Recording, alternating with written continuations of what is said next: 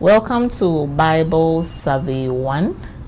I hope our journey together will be of a blessing, will bring about transformation, and I look forward to all your questions regarding the course. So in addition to this video, you'd get the opportunity to have access to the course outline, to be a guide to you on some resources to facilitate your learning of Bible Survey 1. So what is Bible Survey 1?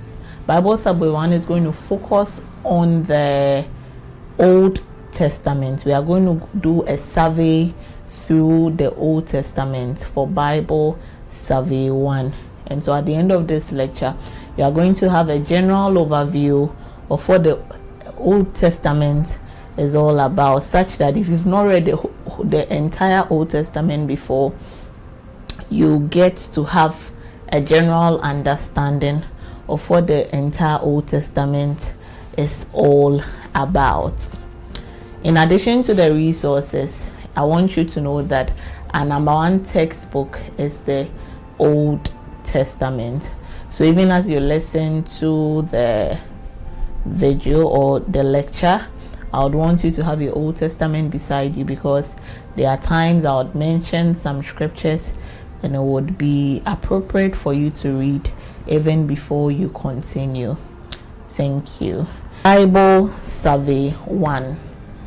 Introduction to the Old Testament, or a survey through the Old Testament, is our focus. For week 1, we are going to understand what the Old Testament is, and then we are going to understand the Old Testament world. So regarding the Old Testament, it's important to note that it is not until the 2nd century CE, or popularly known as AD, that the term Old Testament is used. Until the term is first coined in the 2nd century. What we call the Old Testament as Christians today is what was known as the Hebrew Bible. And so if you hear me make reference to the Hebrew Bible, you should know that I'm making reference to the same Old Testament. And then again, the Hebrew Bible is called the Tanakh. It's called the Tanakh. Amongst the Jews, it was referred to as the Tanakh. So as to say, when we make reference to the Tanakh, the Old Testament, and the Hebrew Bible, we would be making reference to one and the same book. And even as we go further, we'll definitely talk about some differences, some similarities in terms of arrangement, in terms of the number of books. But for now, anytime you hear me make reference to the Old Testament, the Hebrew Bible, or the Tanakh, you should know that I'm making reference to one and the same thing. Why is it important? I could have just gone straight into the Old Testament, but once you are in school, it's important that you know these differences, so that when you are out there and someone asks you about the Tanakh or about the Hebrew Bible, because perhaps the person might have heard that you have done a bit of theological studies, you should be able to give the person the appropriate answer. Okay, so the Old Testament, as have already been stated, is a terminology that was coined later in the 2nd century, and so until the 2nd century, what we call the Old Testament today was never called the Old Testament, right? Okay, so now when we talk about the Old Testament, I'm tempted to ask you that what comes to mind? What comes to mind? What do you think the Old Testament is all about? What comes to mind? So I want you to pause the video and then give some answers to yourself before you press it again and you listen to what I have to say. Okay, so pause it now, release it now. Thank you. Now, when we make reference to the Old Testament, one of the popular synonyms that one may use is the Word of God. So why would we call the Old Testament the Word of God? We would call the Old Testament the Word of God because we believe that within its pages, God reveals himself to humanity. Within its pages, God reveals himself to humanity. So when we look within the pages of the Old Testament, or when we take the Old Testament, it's important to note that what you realize that even today in the 21st century, we still have Israel. We still have Israel. We say God has disclosed himself to humanity, but we don't see USA in it. We don't see information about Iraq or whichever country that comes in mind. It is important to know that the Old Testament narrates the experience of a particular group of people who are what? The Israelites. So when we talk of the Old Testament, the focus is on when we take the Old Testament and we look within the pages of the Old Testament, the focus is that what? It is narrating the experiences of the people of Israel. That is one important point to remember. But then again, it's important to know that these people of Israel lived within a particular geographical location. Right. Today, we have Israelites living in the US, living in other parts of the world. And so, when we talk of a defined geographical location, we are saying that Israel, the content we have in the Old Testament is about, like we said, the people of Israel who are living in a particular geographical location within a particular period of time, because again in the 1900s Israel was still living, but then because the Old Testament focuses on a particular period of time, at the end of the day, it doesn't record certain histories. For example, when we take the Old Testament, we don't find the story of Jesus, we don't find the story of the early apostles, the story of the church. Why?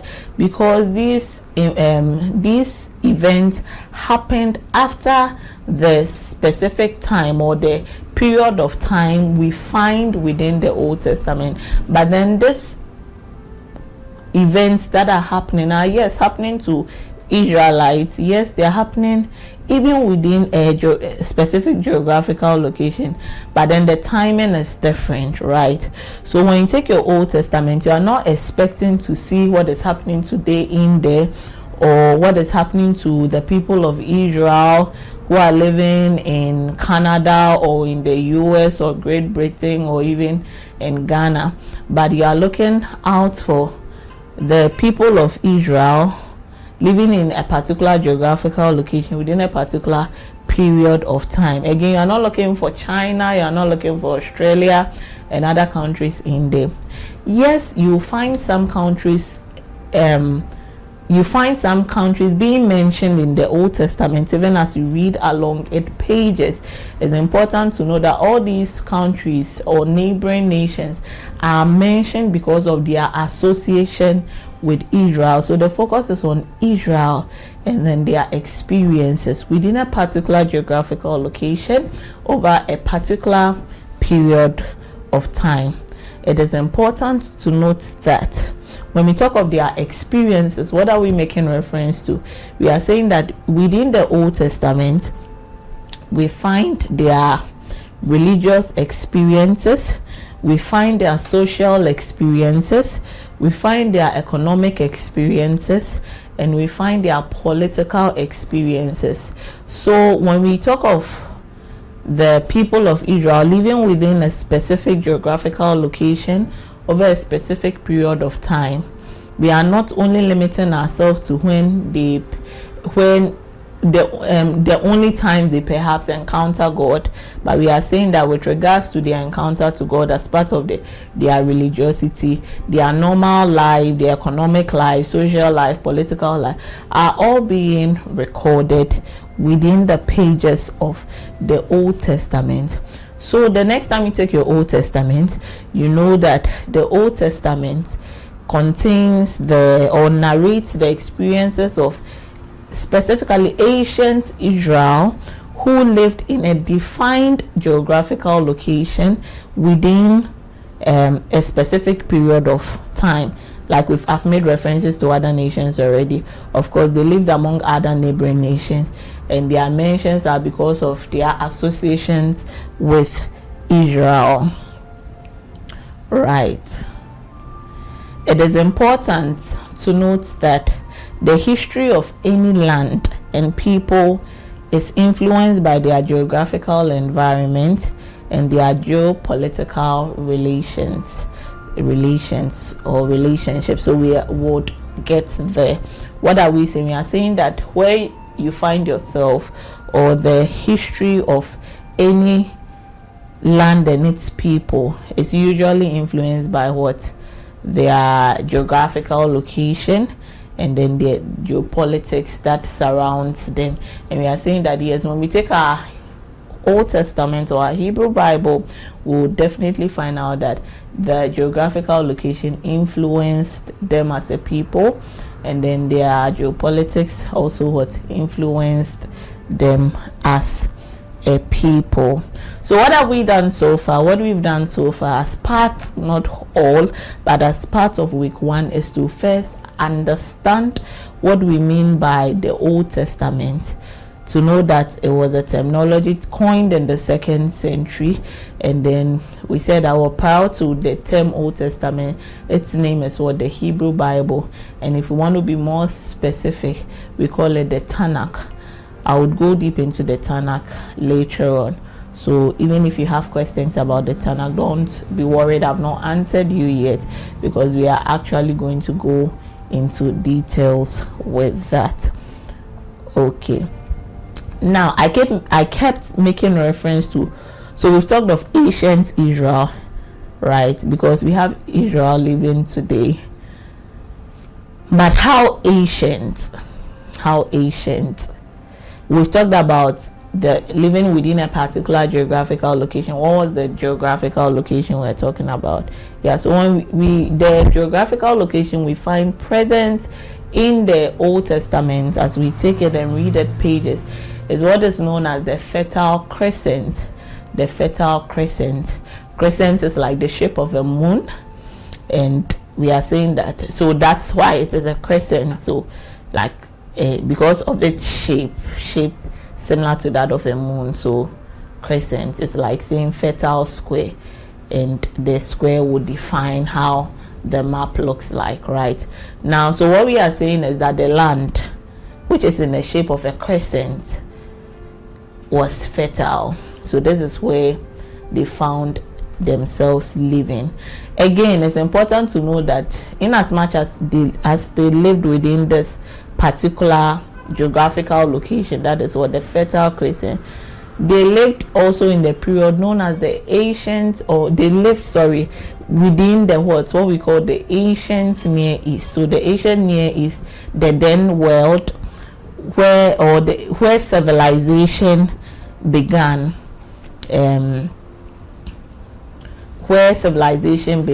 that's the ancient Near East. So it's more broader, like a broader map, and within the ancient Near East is the Fertile Crescent, where ancient Israel will spend most of their years, as found in the Old Testament.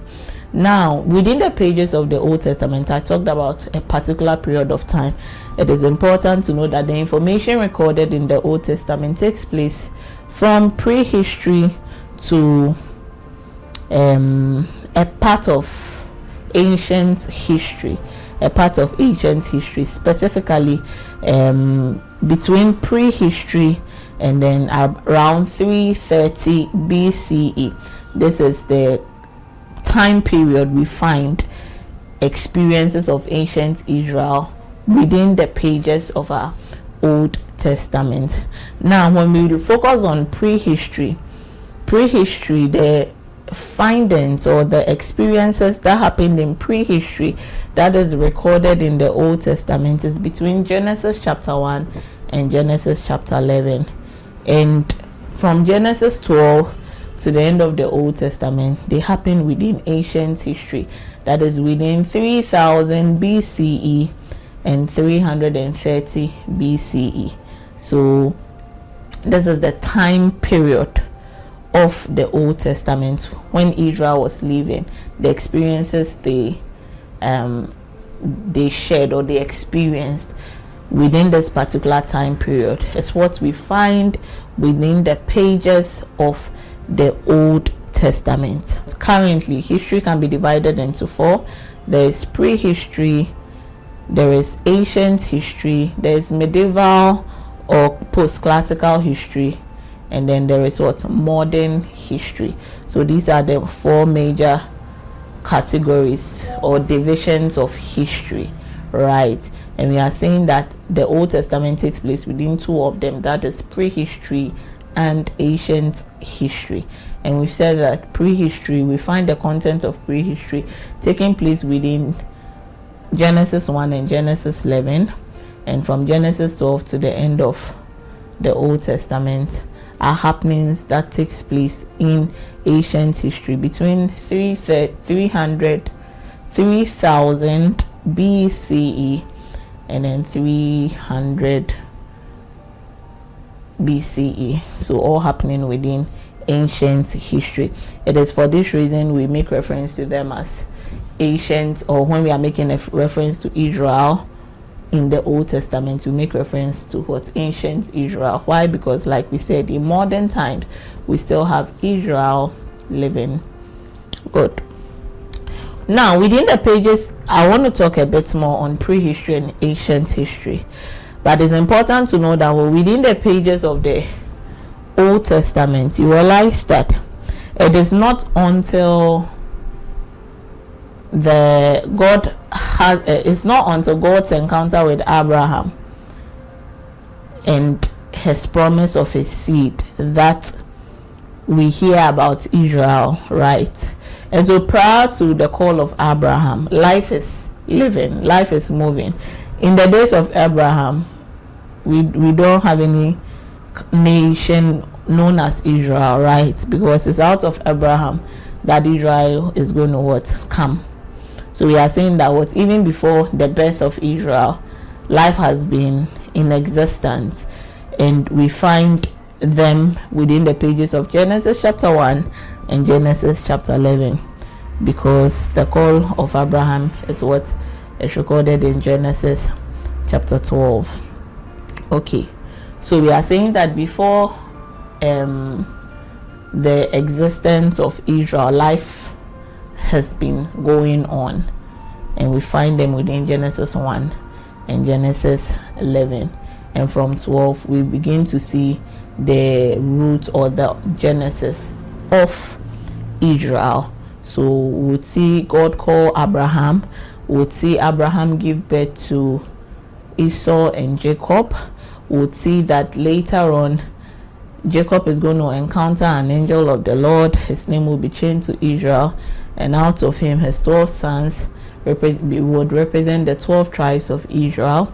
We'll see them go into we'll see them go into slavery for 400 years. We'll see God remembering his covenant with Abraham, bringing them out of Egypt, and we see them now as a nation, right? So we are saying that when we take the story in the Old Testament doesn't begin with the birth of Israel. Genesis 1 to 11 is going on, and we are saying that it happens in what? Prehistory. Okay, now when we talk of prehistory, what are we making reference to? We are saying that prehistory is the vast amount of time when nothing is recorded, the vast amount of time when nothing is recorded, or in other words, there is not yet the invention of the writing system. So it's also known as pre-literary history. Why? Because within this period there is the absence of any form of writing, and as a result we will not be able to attribute time to the beginning. Why do I want to spend a few minutes talking about prehistory? I want to spend a few minutes talking about prehistory is because you'd have some Christians ask you that how old is the world, and sometimes you hear some Christians say 6,000 years old. It's 7,000 years old perhaps by now, based on some calculations they would want to do. But then again, you find fossils, or should I say archaeological findings, which are showing that this material is, say, 3 million years old. And so now, to kind of correlate these two together, now people begin to wonder, is it that the pastor who says the world is 6,000 years old is ignorant, or the Bible is telling us lies? Right, because these findings are saying it's revealing its existence to last for about, say, 3 million years. So there is the issue of the Big Bang theory and so on and so forth, and they all try to kind of explain the beginning of time. But then again, in the pages of our Old Testament, at the beginning of our Old Testament, we see the beginning of time being played out, and we are asking ourselves that, so who is telling the truth? That's why it's important for you to know that the beginning of time happens in prehistory. It happens in prehistory, but people are living, life is going on. So the world has been created, and people have lived and died and died and died. This again is why you see scientists talking of Homo sapiens and so on and so forth. And sometimes some Christians get confused that, are these true? How are they related to the Bible? And sometimes, because of lack of knowledge, we want to see it as opposing the Bible. But if you appreciate Genesis 1-11, and you'd understand that it happens between prehistory, it causes you to embrace some of these findings and even use the word of God as proving their existence. Right. So we've said that prehistory is the vast amount of time nothing is recorded, but life is being lived. And so obviously information is being passed on orally from one generation to the other, to the other. So that, yes, the Genesis story, creation story happened. But if you ask me, when did it happen? The answer is what it happened in prehistory, and because it happened in prehistory, we were unable to attribute the specific time within which it happens. And this is why, as long as archaeological findings are finding fossils, and we are dating some 3 million years, 300 million years, what have you, you still appreciate it, because prehistory is the vast amount of time nothing is recorded, but life is going on.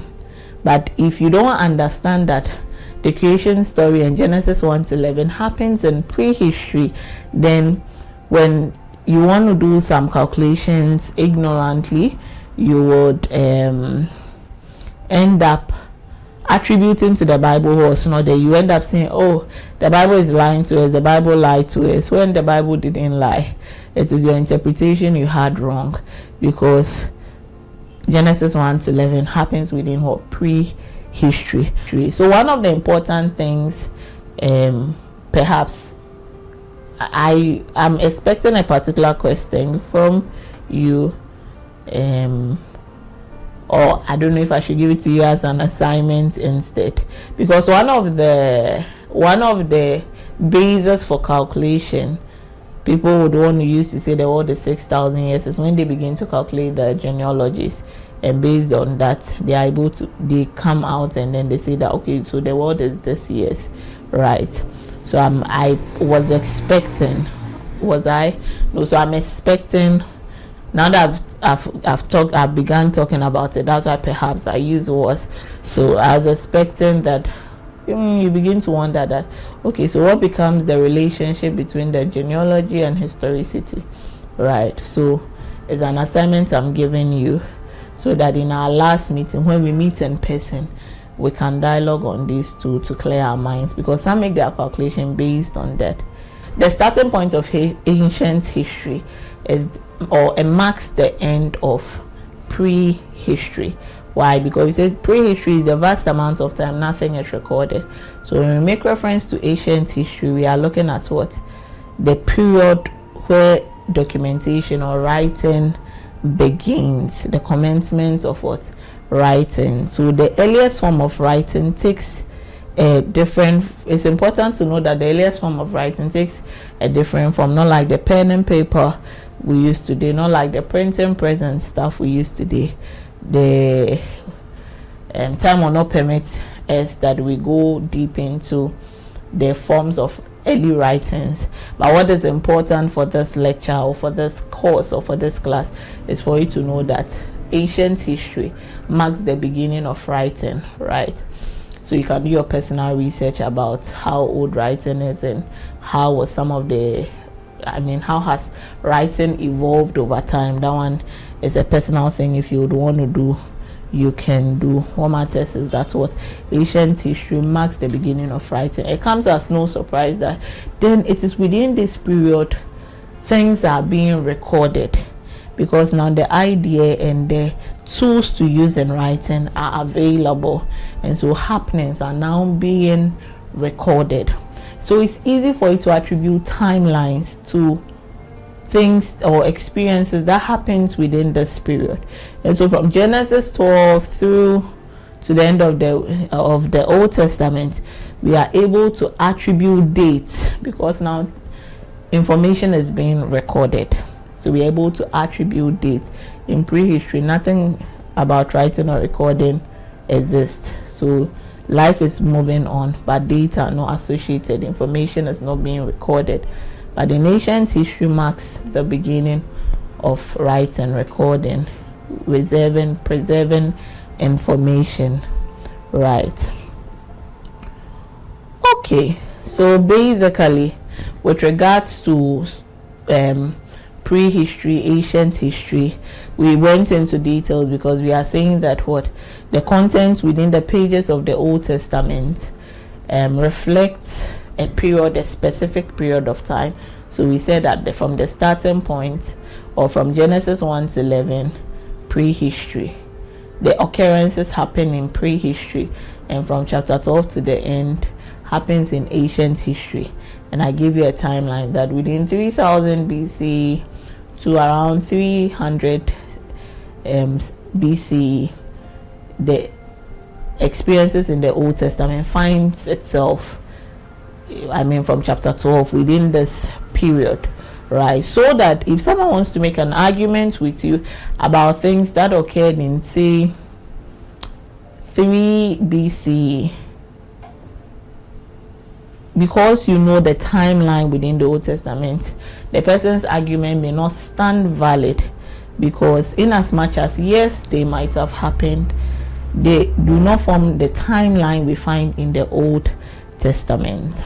All right, so I hope up to this point you have a fair understanding of the term Old Testament, its association with the Hebrew Bible, the Tanakh, and we've looked at what we defined the Old Testament as the Word of God, and we explained why. And then again we looked at the three important things that the Old Testament reflects the experiences, or records the lived experiences, where in terms of lived experiences we say the religious, social, economic, political life of Israel, who lived within a specific geographical location within a specific period of time. So I want to pause here. We are not done with week 1 yet. I want you to take a deep breath. I want you to reflect. I want you to perhaps do some readings even before we move to the second section of the first week.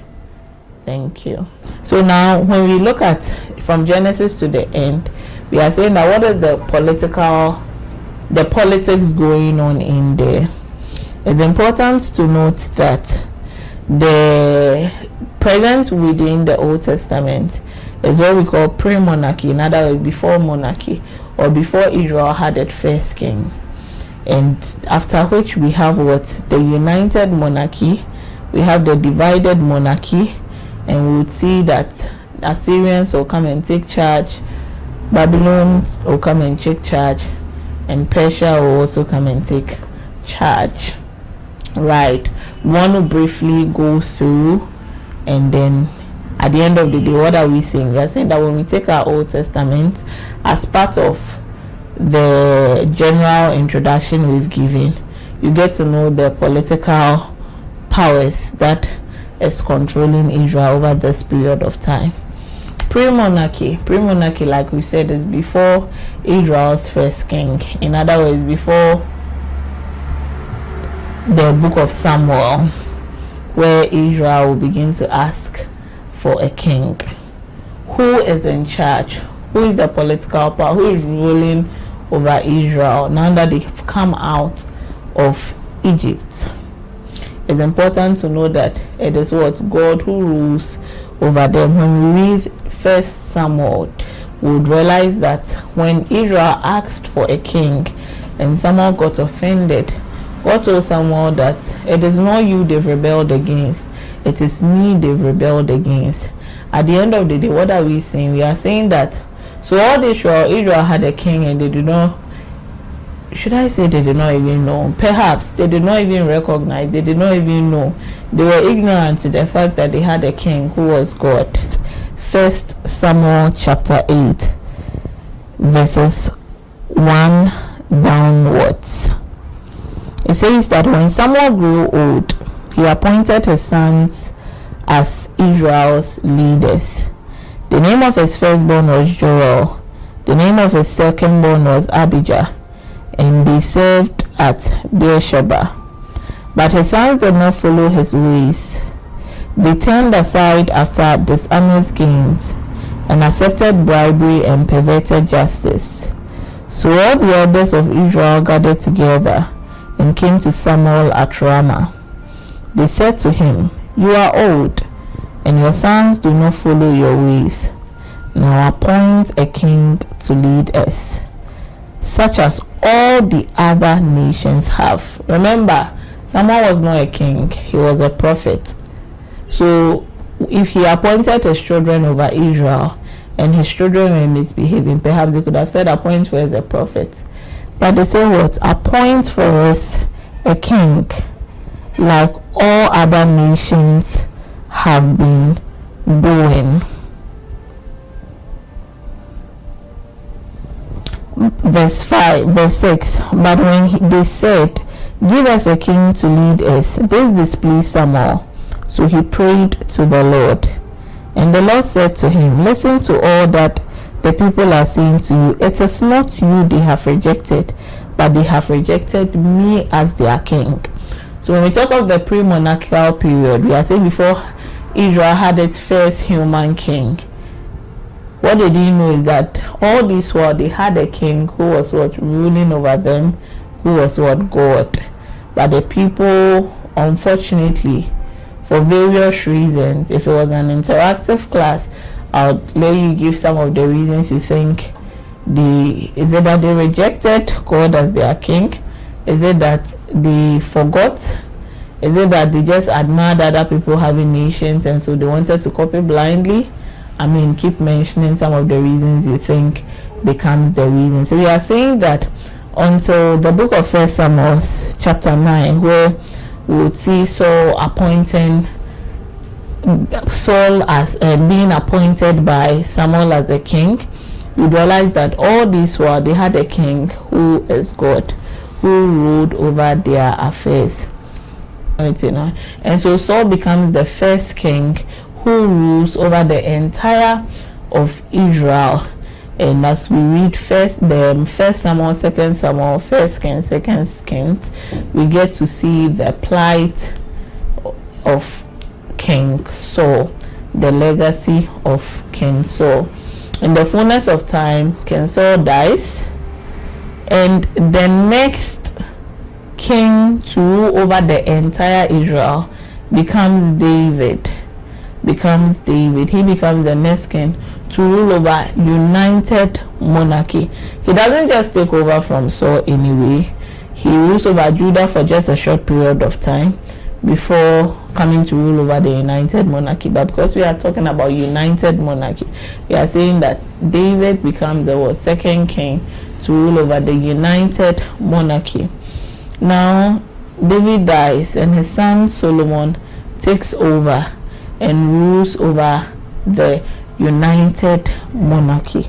He rules over the entire, by united monarchy I mean he rules over the entire of Israel, right? So we are saying that who were the three kings who ruled within the united monarchy or the entire of Israel? We know the three kings to do that are Saul, David, and Solomon. But at the latter part of Solomon's life, Solomon deserts the Lord. The Lord rebukes Solomon. Solomon continues in his evil ways. And so what happens? What happens is that the Lord even informs Solomon that because of what you have done, I'm going to, technically, I should take the entire Israel from you and give it to another person to lead. But for the sake of your father, I would leave Judah with you. And this is why a division comes in, because technically it's the entire Israel that the Lord is to take from the house of Solomon. But for the sake of his father David, Solomon, or should I say Judah, is left for the house of David to rule over. For the house of David to rule over. And the sad thing is, like God told Solomon, this is not going to happen in your time. It's going to happen after your death. Right. I want us to read this text quickly, because that becomes the starting point or the reason for the divided monarchy. 6. 1 Kings chapter 11 verse 6. So Solomon did evil in the eyes of the Lord. He did not follow the Lord completely, as David his father had done. On a hill east of Jerusalem, Solomon built a high place for Chemosh, the detestable god of Moab, and for Molech, the detestable god of Ammonites. He did the same for all his foreign wives, who burned incense and offered sacrifices to their gods. The Lord became angry with Solomon because his heart had turned away from the Lord, the God of Israel, who had appeared to him twice. Although he had forbidden Solomon to follow other gods, Solomon did not keep the Lord's command. So the Lord said to Solomon, "Since this is your attitude, and you have not kept my covenants and my decrees, which I commanded you, I will most certainly tear the kingdom away from you and give it to one of your subordinates." I will take away the kingdom from you and give it to one of your subordinates. But he says that, "Nevertheless, for the sake of David your father, I will not do it during your lifetime. I will tear it out of the hand of your son. Yet I will not take the whole kingdom from him, but will give him one tribe, for the sake of David my servant, and for the sake of Jerusalem, which I have chosen." So we see that what Solomon becomes the last king of the united monarchy, or the entire Israel. The kingdom is taken away after his death. Yeah.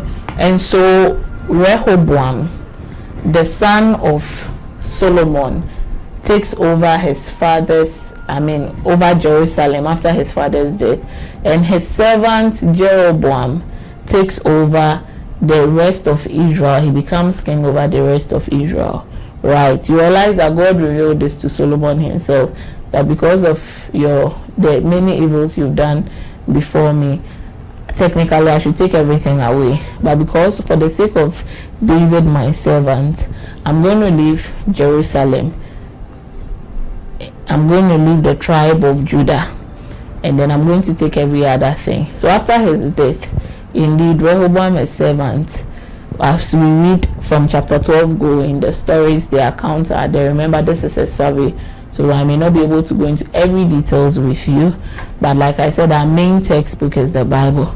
So I wish that even within these 4 weeks you could read the entire Old Testament, even as we survey through, right? So it is for this reason I can touch on specific points but not necessarily go into details, right? So we are saying that Rehoboam becomes the first king who rules over. So Israel is divided into two after the death of Solomon. So now there is what we call the northern kingdom, and there is what we call the southern kingdom. The northern kingdom is what? Israel. They maintain the name Israel because technically Israel is what is being taken away from the house of Solomon.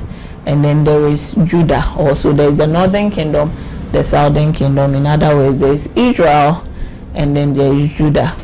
So it would now make sense to you why when you are reading books like Jeremiah, Isaiah and so on, you'd hear tell my people, or give this command to Israel, or say to Israel. As you keep reading, say to Judah, say to Israel, say to Judah. We are saying that why? Because at a point in time after the death of Solomon, Israel is divided into two, the north and the south, where the north is Israel and the south is Judah.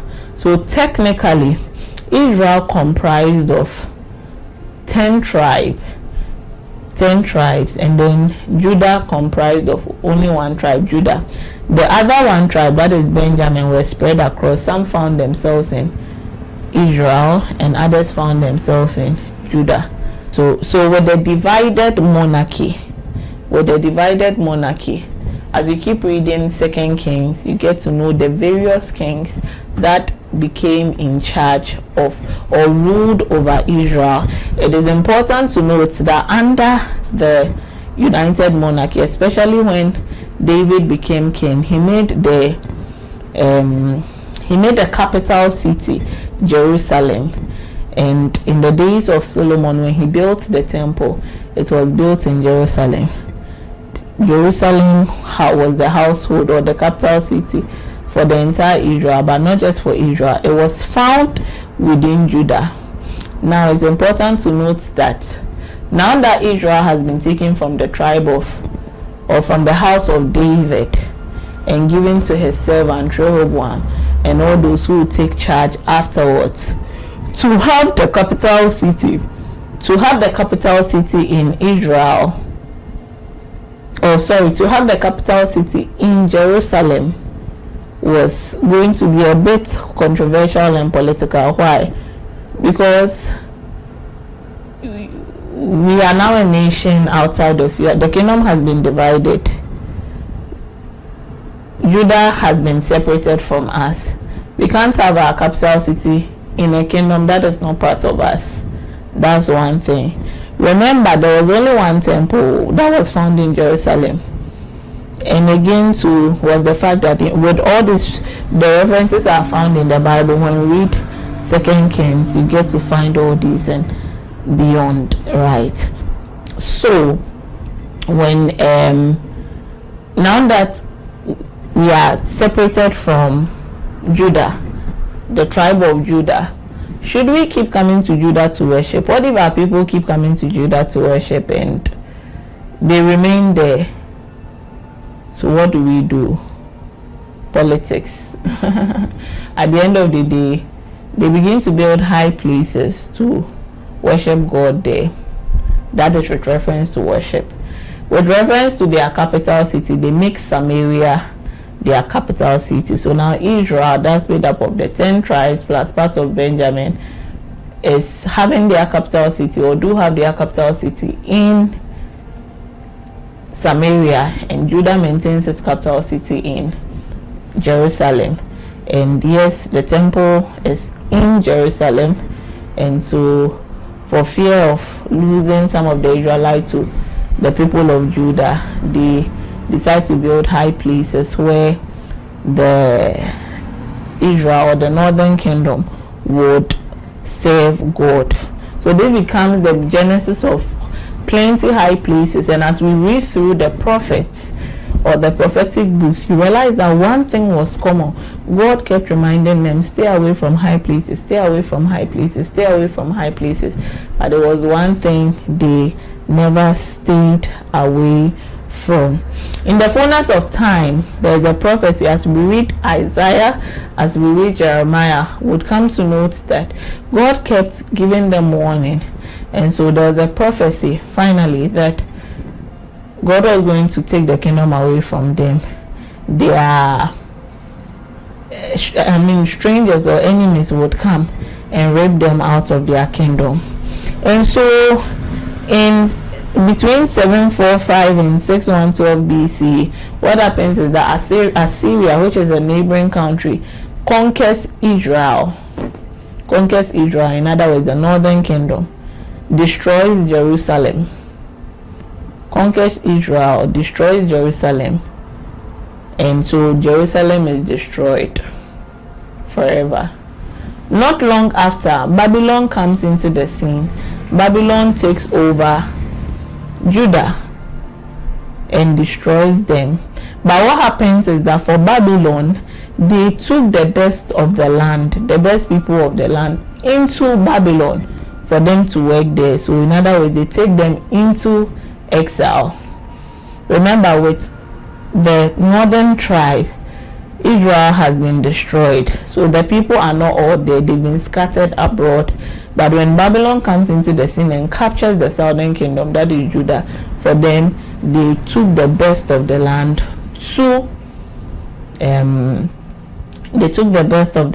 to Babylon, so that they would serve there with their resources. And so the prophecy God had already revealed through his servant came to pass. Israel has been destroyed. The people of Judah have been taken into exile,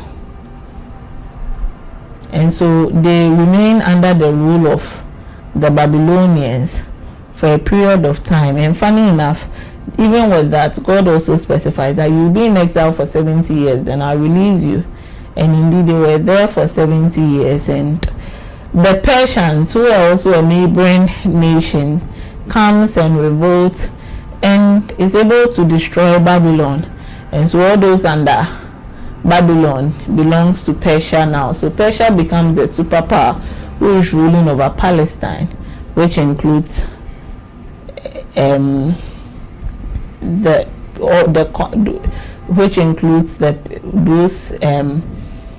the Persians had conquered. And for this reason, what happens is that now you are no more under the Babylonian rule, because we've taken over as Persians. You are under us. But for us, we are not interested in you remaining in our land. We are not interested in capturing you. We are going to release you. You are going to go back to your land. All we need from you is that you pay tributes to us. And so Israel is in exile in Babylon for 70 years. Persia takes over and he releases Israel to go back to their land. And what happens? But pay tributes to us. So Israel goes back to their land. In the return of Israel, three things are important: the rebuilding of the Jerusalem wall, the rebuilding of the Jerusalem temple, and the restoration of temple worship. Now remember, as the northern kingdom has been destroyed, they've been spread across. Yes, some are in Judah and in other diasporas and the rest. It comes as no surprise. Remember, when you read the book of Acts, you find out that Jews from this place, because now they were spread abroad. So those who came back as a team proper, as a nation proper, was the people of Judah. And so they come back, and now they become the representation of Israel, yes, with representations of each tribe also part. So they come back as the representation of Israel. So the popular term now becomes Jews, right, instead of Israelites. So you realize that even as we cross over into the New Testament, we hardly hear Israelites. Instead, we hear Jews, because now Israel has been spread across, and those who come back as a united front is the people of Judah, yes, with Israelites as part of them. I mean, with people from each tribe as part of them. And there is the rebuilding of the Jerusalem wall that was destroyed when Babylon attacked. There is the rebuilding of the Jerusalem temple that was destroyed when Babylon attacked. And there is the restoration of temple worship. So this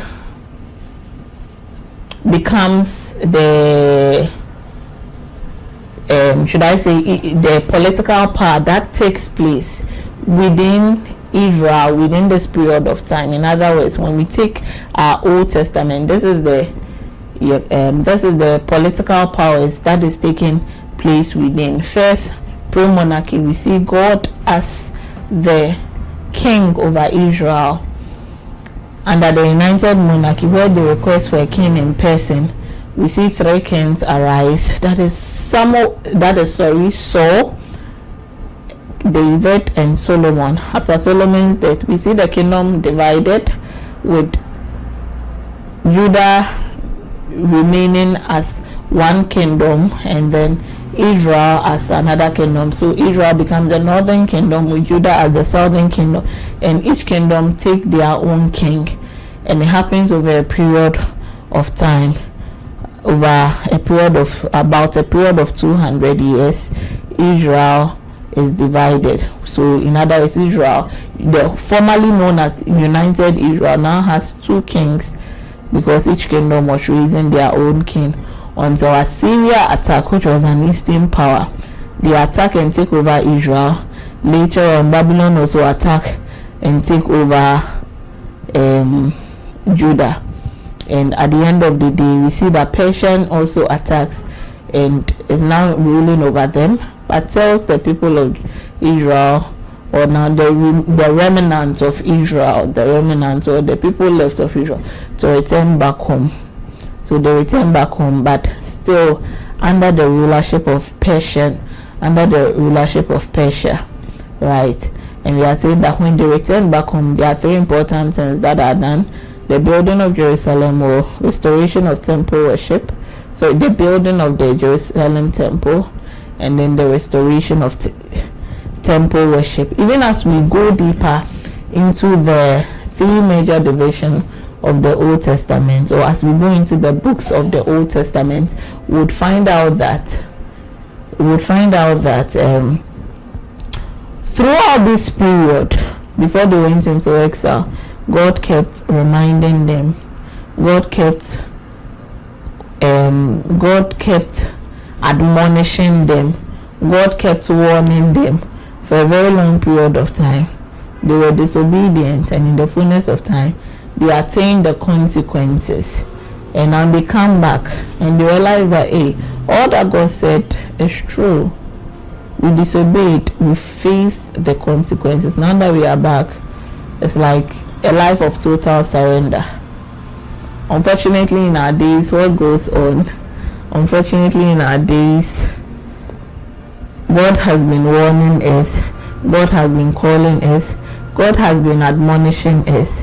Jesus talks about the second coming of Christ, and it's as though it's been a while. We've been hearing it over and over and over and over again. He's not yet. So though God is speaking, we are not listening. We are waiting for the consequences. Remember, a similar thing happened in the days of Noah. God kept warning through Noah over and over again. They took it for granted. In the days of Israel, as a divided kingdom, God kept warning and warning and warning. In the fullness of time, they went into exile. God is warning us as well, and it's important that just as Israel at the end, after facing the consequences, returned back. I mean, we find this information in the book of Ezra and Nehemiah. You'd realize that it is worth it obeying God. It is worth it obeying God. Okay, so this is the second section of week 1. We are still in week 1. I hope you've taken a break to assimilate into your system all that we discussed with regards to understanding the Old Testament. I mean, in terms of terminology and having a general overview of what is embedded within the Old Testament. Now, we are still on the Old Testament. I mean, the whole course is about the Old Testament. So I've given you some sort of introduction, and we are even going deeper into our introduction. Now, when we talk of the Old Testament, or should I say, so now the second session, we want to look at the Old Testament as a canon. The Old Testament as a canon. This is what we want to focus on in the second section of our week 1 lecture. The Old Testament as a canon. Why is it important to consider the Old Testament as a canon, or to talk about the Old Testament as a canon? Why is it important? So the first question I would be expecting that you ask me is, what is a canon at all? At least now we have an idea of what the Old Testament is. So then the next thing becomes, what is a canon? Because it's based on your understanding of what the canon is that you appreciate why we talk about the Old Testament as a canon. Okay, even before we look at what is a canon, we are saying that it is called the Old Testament, and it has that place of value in the life of a believer because it has gone through a process called canonization. So the Old Testament is valuable and has that place of standard because it is a canon. So now, what is a canon? They are saying the term canon comes from the Greek word kanon, which means reed, right? Which means measuring stick. And so within the faith community, when we define a canon, we are saying that a canon is used in reference to a corpus or the corpus of scriptural writings that is considered authoritative and standard for defining and determining religious beliefs and practices. All right, what do we mean by this? We are saying that when something is considered a canon, or when a religious text is considered a canon, what it means is that this religious text, because it is considered a canon, has become authoritative and the standard for defining what we believe in and how we express our beliefs, so through our practices, right? Basically, or simply put, this is what the canon is talking about. So when we say the Old Testament is a canon, what are we saying? We are saying that the Old Testament as a canon simply means that the books we find within the Old Testament, or the Old Testament, and I mean the individual books we find within the Old Testament, are what becomes the standard for defining what we believe and how we should live out our belief, right? So for the Jews, the Old Testament, or they don't use the term Old Testament, so the Hebrew Bible, I've already explained it to you in the first session of this lecture, is their canon. Is their canon. For you and I as Christians, the Old Testament is part of our canon. Why? Because we have the Old Testament and we have the New Testament, and together we consider it a complete Bible. So for us, the Bible is our canon, when we open the pages of the Bible, we have two different canons, which is the Old Testament canon and the New Testament canon, right? So we are saying that yes, both old, also the Bible as a canon, what it means is that what for you as a Christian, that which should influence what you should believe in and how you should live out your belief should be the Bible. So it becomes authoritative and standard for what you should believe in and how you should live out your life. And so it becomes your truth, or should I say it defines that which is truth to you, right? So for you as the believer, like we've already emphasized, we have two sets of canon. So our complete canon is the Bible, which comprises of the Old Testament and then the New Testament. So what does it mean for the Christian again? It means that we don't just read the pages of the Bible, or because we're in an Old Testament class, we don't just read the pages of the Old Testament for the sake of knowledge, no, for the sake of debate, no. But what it means is that the Old Testament, in addition to the New Testament, should influence what we believe, and then should influence how we live out our belief. So it becomes our measuring stick, it becomes our standard, it becomes that which determines what is true for us. This is how powerful the Bible is, or this is the mindset we need to have as a believer, so that we live in a period where there are lots of writings circulating. We live in a period where secularization, religious pluralism, heresies, and what have you is all over the place. Access to information is all over the place, and if you don't have this mindset with regards to the Bible, that is the Old Testament and the New Testament, you become confused. What is true? But if you understand that your Bible is your canon, what it means that in the midst of all the things that seems right, all the things that seems logical, you ask yourself, what does my Bible say? Because that is what is going to help you define what is true for you. Because giving a typical example, so for example, there are some issues that are being legalized today, which once it's made legal, what it means is that it is right. But for you as a believer, do you accept everything that is legal? What it means is that to accept and to work with any information, you want to first find out, what is my Bible saying concerning this information? Why? Because you are saying that the Bible is what defines what you should believe and how you should live your life, right?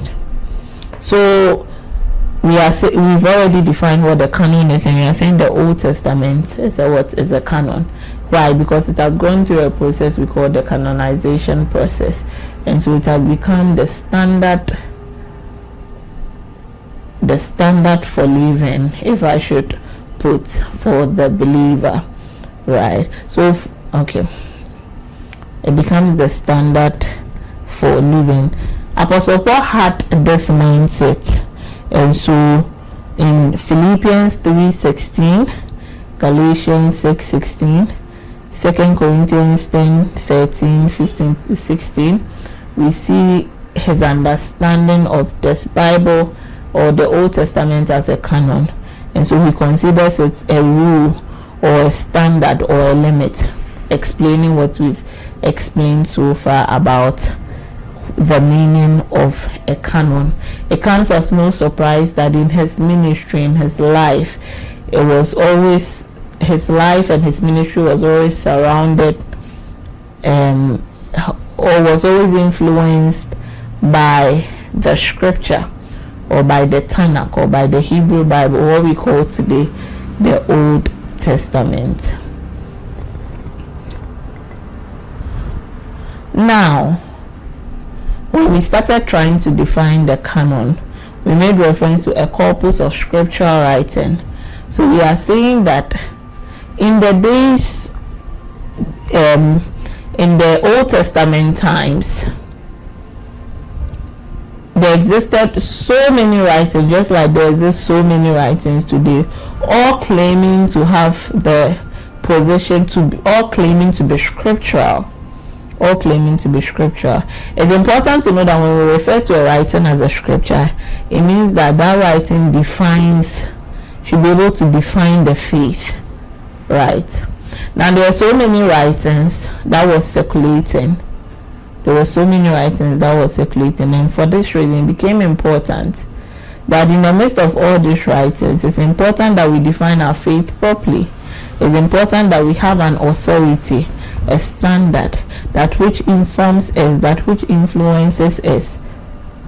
And for this reason, out of the many writings that were available, some of them found themselves entering into the Old Testament. In other words, that were canonized. Canonization of the Old Testament didn't happen in a day. It happened over a period of time. Again, canonization of the Old Testament, in as much as it happened over a period of time, it happened in groups. So it was canonized not as one book called the Old Testament or the Hebrew Bible, no, but 3 divisions were canonized at separate times.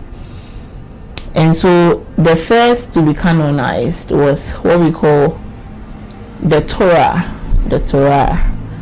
In other words, laws. Torah translated into English as the law, right?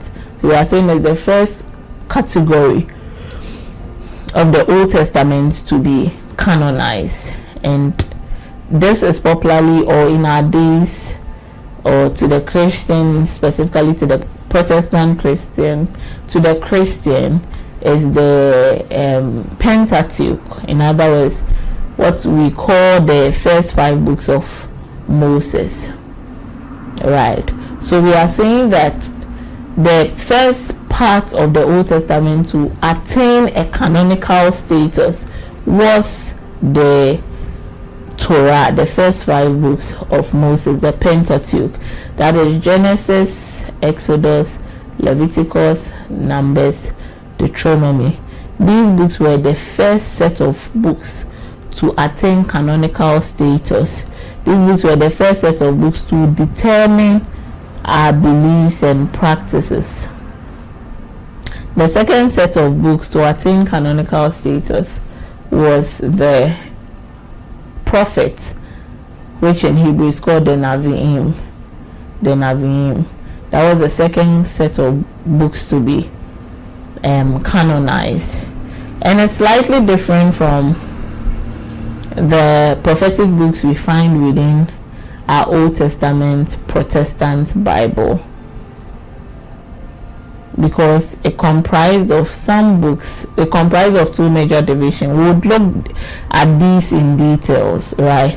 But just to let you know that canonization didn't take place in a day. It took place over a period of time, and then again that it didn't take place together over a period of time, but it was done in 3 different stages. So there is the Torah, that's the first set of books to attain canonical status. There's the prophets, that was the second set of books to attain canonical status, and then there was the writings, that's the third set of books to attain canonical status.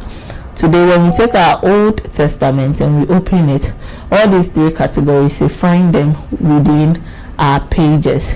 So to attain canonical status means you are rendered as sacred, and as a result you are considered an authority for defining and determining religious beliefs and practices.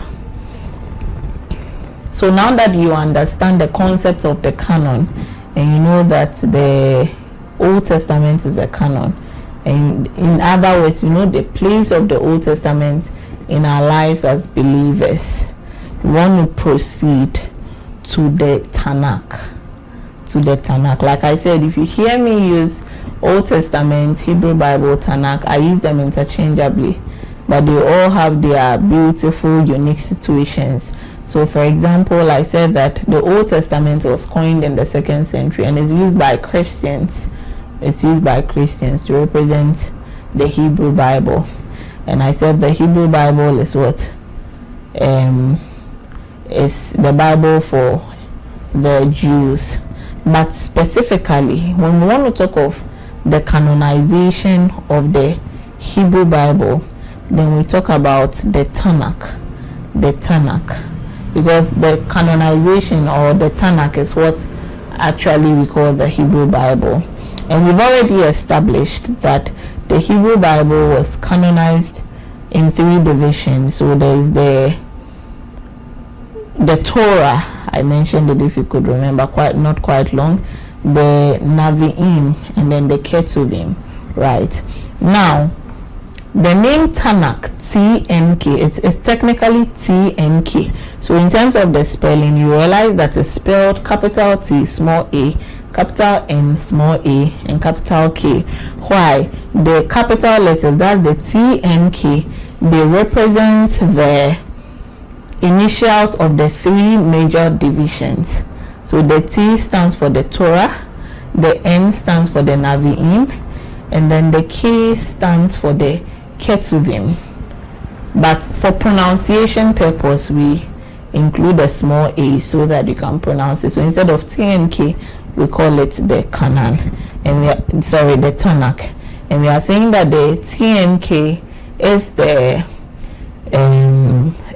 canonization of the Hebrew Bible. Is the canonization of the Hebrew Bible. Now it is important to note that what books from the Torah, for that I earlier said that the Pentateuch, or the first 5 books in the Old Testament, we refer to it as the first 5, in the Pentateuch, in the Tanakh we refer to it as the Torah. They are one and the same. So the Torah, which means what, or literally translated as the law, is made up of what we call the first 5 books of Moses. I do this because when we focus on the Torah proper in our 2nd week, we'll go into details and we'll ask ourselves, were these books written by Moses? Or should I say, was it called the first 5 books of Moses because they were written by Moses? Right. So we have Genesis, Exodus, Leviticus, Numbers, Deuteronomy as the 5 books of the Torah. And as stated earlier, it was the first division to be canonized or to attain canonical status, which means that the first 5 books to be considered authoritative and standard for living, for determining religious beliefs and practices. The second division was the Nevi'im, the prophet. And under the Nevi'im we have 2 major divisions. That is the former prophet and the latter prophet. The former prophet and the latter prophet. And then the final section, which is the Ketuvim, comprises of the writings. Now, for the remaining 3 weeks, we would look at each division. So each week we take a division, we go into details with that. So if I don't go into details today, it is because we are going to give ample time to each division and go do a survey of each division. But it's important to mention this. Now that I talk about the Nevi'im, it is important to note that when we take our Old Testament today, and we tell you to identify the prophetic book, you would make reference to the major prophet and the minor prophet. But now I'm talking about the Nevi'im, and you are hearing me say the former prophet and the latter prophet. Fortunately, the major prophet and minor prophet are all part of the latter prophet. Now, the books we consider the former prophet are Joshua, Judges, 1st and 2nd Samuel, and 1st and 2nd King. plus, so they form the former prophet, and then the latter prophets are what we know today as the major and minor prophet. When we look at the Ketuvim, we say it's called the writings. All others which are not part of the Torah or the former prophet or the latter prophet are considered under the writings. So these are the way the Old Testament attained canonical status.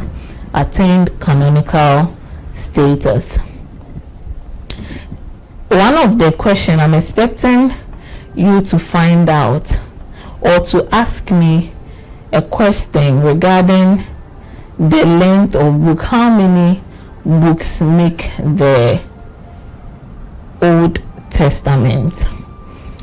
If in the class we have Protestant Christians, by Protestant Christians I mean our traditional mainline churches like Presby, Methodist, and or should I say all churches that came after, so technically, to be more technical, churches that came after Martin Luther, we consider them Protestant churches, right? It is important to note that when before the Protestant churches we had the Catholic Church, right, and then the Protestant churches. So today, if for those of you listening, if we have Roman Catholics among you, if we ask what is the number of books of the Old Testament, the answer would be 46. If we have Protestants among you, when we ask what is the books of the number of books of the Old Testament, your answer will be 39. Right, so 7 extra books. What are these books? Martin Luther, the Protestants will call it the Apocrypha, but technically they are referred to as deuterocanonical books. Why are they deuterocanonical books? They are deuterocanonical books because the writings of these 7 books took place. They didn't fit within the timeline that was being considered for the Old Testament canon. Neither did they fit into the timeline that was being considered by the New Testament. So no matter how genuine these books are, because of the time period with which they were written, they couldn't fit into the Old Testament, neither could they fit into the New Testament, and as a result we call them the deuterocanonical book. So some of the other terminologies you hear about them are, or should I say that these books were written within the intertestamental period, right? And so it is for this reason they didn't attain it is for this reason they couldn't find themselves into the Old Testament or the New Testament. In terms of, this is me trying to answer a question on the Apocrypha, but it is important to note that for the Roman Catholics, these 7 books are part of their Old Testament. Now, sometimes we judge them wrongly, but in the early church, it's important to note that the Old Testament used by the church, which, like I've said, the Roman Catholic has chosen to use the longer version, the Protestants choose to use the shorter version. It's important to know that even before the church, even before the arrival of Jesus, there was the translation of the Hebrew Bible into Greek. And this was referred, so the Greek version of the Hebrew Bible, or the Greek version of the Tanakh, which happened within the intertestamental period, is known as the Septuagint. And it's represented by, in terms of representation, the Roman numeral LXX is used to represent it. So the Greek version of the Hebrew Bible, or the Greek version of the Tanakh, is known as the Septuagint, represented by the Hebrew numbers LXX, right? Now, in the Septuagint, the arrangement is different. The divisions is 4. Remember, the Tanakh maintains 3 divisions based on the order in which the divisions were canonized. Before the Septuagint, or should I say at the time the Hebrew Bible was being translated into the Septuagint, the Hebrew Bible has been canonized. So now the Septuagint uses a four-part division. So in the Septuagint, or the Greek version of the Hebrew Bible, you don't find the Torah, the Nevi'im, and the Ketuvim. Instead, you find the Pentateuch, the historical books, the poetic books or wisdom books, and then the prophetic book. But at the end of the day, if you want to look at the number of books, not just the number of books, but the books that consist these three major divisions and these four divisions, you realize that they are one and the same. Another beautiful thing to note is the fact that with regards to the Tanakh, that is Torah, Nevi'im, Ketuvim, the Tanakh ends in Second Chronicles. But when you look at the Septuagint, it ends in Malachi. It's important to take note of that too. So at the end of the day, the books are the same, but the arrangement is different. And even as we go further, or perhaps when we meet in person and we discuss, it will be worth noting that the arrangement or the order of arrangement even influences the theological communication of the TNK, the Tanakh, and then the Septuagint. What am I saying? I'm saying that by starting with Genesis and ending in Second Chronicles, and by starting in Genesis and ending in Malachi, the story, especially at the end, the theological implication differs. By ending in Second Chronicle, you can consider a completion of the canon. It comes as no surprise that for the Jews, the Tanakh is their entire canon. Now, by ending in Second Malachi, it gives room for the inclusion of the New Testament. It tells you that the story hasn't ended, and it bridges the gap between the Old and the New Testament, right? So the same book, but the arrangement, especially at the ending, tells a different theological, or passes on a different theological message. So like I said, the difference between the longer version and the shorter version of the Old Testament. So the Old Testament follows the Septuagint. The Old Testament follows the Septuagint. In other words, it has the four divisions. That is the Pentateuch, the historical book, the poetic book, and then the prophetic book. These are the four divisions of the Old Testament, which follows that of the Septuagint. And so, like I earlier stated, we have the longer version that was accepted by the church, and we have the shorter version that was also accepted by the church.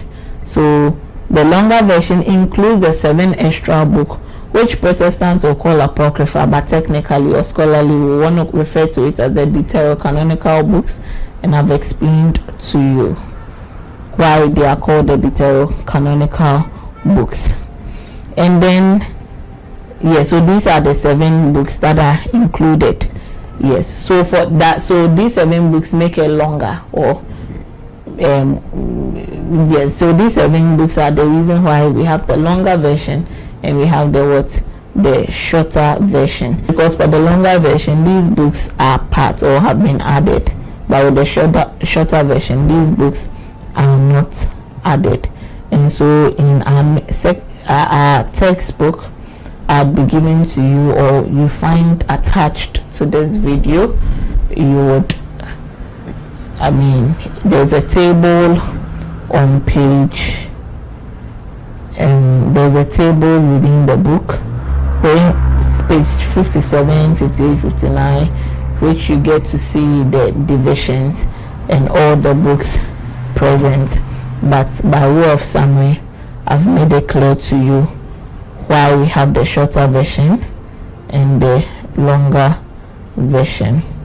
So the early church, like I said, the early church, in the early church there was the use of the longer version and there was also the use of the shorter version. Today the Protestant churches follow the shorter version, which is the 39 books, and the Roman Catholic Church follow the longer version, which is 46 books.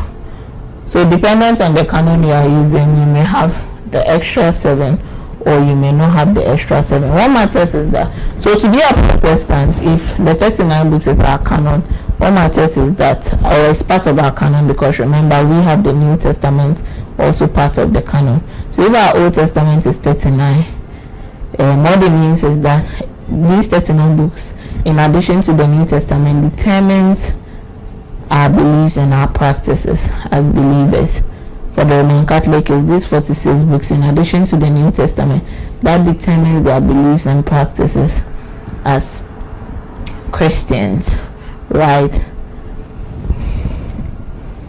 Okay, so basically what have we been doing for the second part of our first week?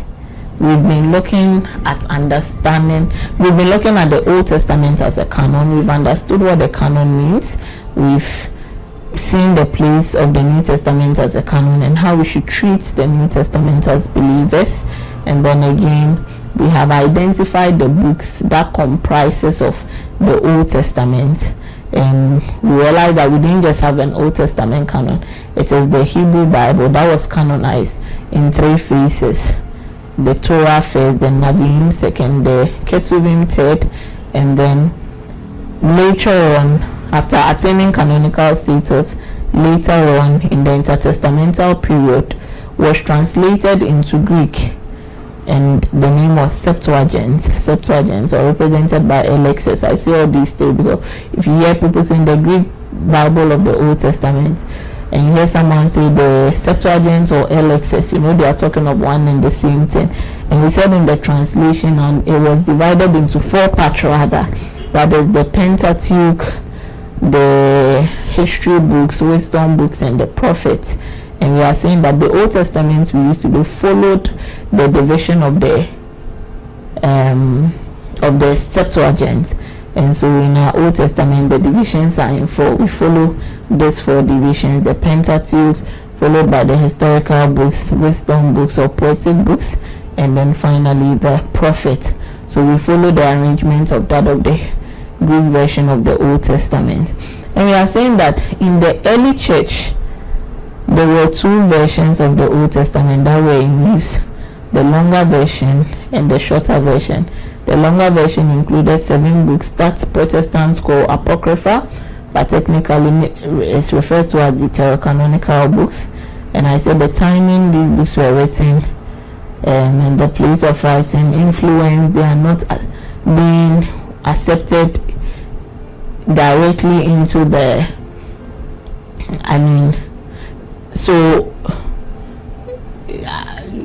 into the Old Testament and also into the New Testament by some. But the Roman Catholic Church, or so like I said, even in the early church there was the acceptance of these 7 books and there was the rejection of these 7 books. So within the early church we had the 46 Old Testament book, we had the 39 Old Testament book, and we are saying today the Roman Catholics still maintain the longer version, that is 46, and the Protestants also maintain the 39 books. And we are saying whether 46 or 39, your canon is what determines how you should live your life, what you should believe, and then how you should live your life. And so this brings us to the end of our second part and final part of our week 1 class. What have we been doing so far? We've been trying to do an introduction and a general overview of the Old Testament, where we looked at the terminology, we try to do a quick overview after we define the terminology of the entire Old Testament, and we've looked at the Old Testament as a canon, and we've looked at the divisions. We've looked at the three major terminologies, that's the Tanakh, the Hebrew Bible, in fact the Septuagint, and the Old Testament, so forth, and how they relate to one another. So this is what we've been doing so far for week 1, and I want to believe that you have learned a lot, and even as you soberly reflect, it's my prayer that your life will be transformed by what we've studied today. And like I said, our major textbook is the Bible, so as we are studying Old Testament, you want to actually read your Old Testament, because all I can give you in 4 weeks is a summary, is a survey. But as you take the Old Testament and you read it for yourself, the Word of God will come alive for you, and you even appreciate the Old Testament even more. So thank you, God bless you, and let's meet in week 2 for our lecture. Thank you, God bless you.